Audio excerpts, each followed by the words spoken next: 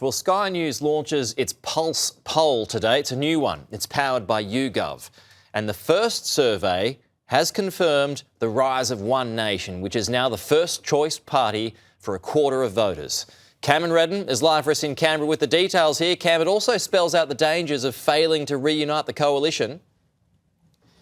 Certainly does, Pete. The rise of One Nation, not a mirage. Take a look at the Sky News Pulse, the first of its kind released today, and the primary vote for One Nation is soaring. 25% is what it's come in as, meaning that if an election was held today, One Nation would effectively be the opposition party. And with the coalition split, the Liberal vote in isolation has fallen to 14%. You can see the comparison with the 2025 election there. The Nationals right down the bottom at just 2%. Of course, they don't compete in every seat, but if that split was to remain, they might have to. Labor losing some skin as well, but still streets ahead given the coalition has splintered in two-party terms versus the coalition. Because of the One Nation vote, a lot of it filters back, so 55 to 45 is where it stands. But have a look at this. Should One Nation be considered the second largest party? We've also calculated a two-party vote against Labor, where Labor does have a healthy lead, 57 to 43, but it just shows that One Nation is well and truly a force to be reckoned with now. It only adds more pressure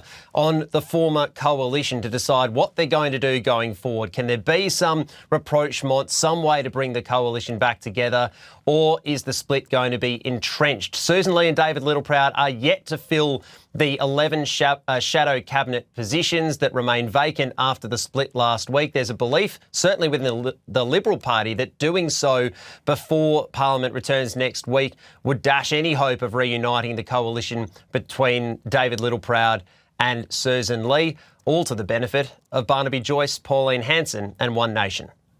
All the voters going to hear at the electorate is they're going to remember the divorce as they look across the dinner table, and then they're going to remember the other divorce, and just chaos.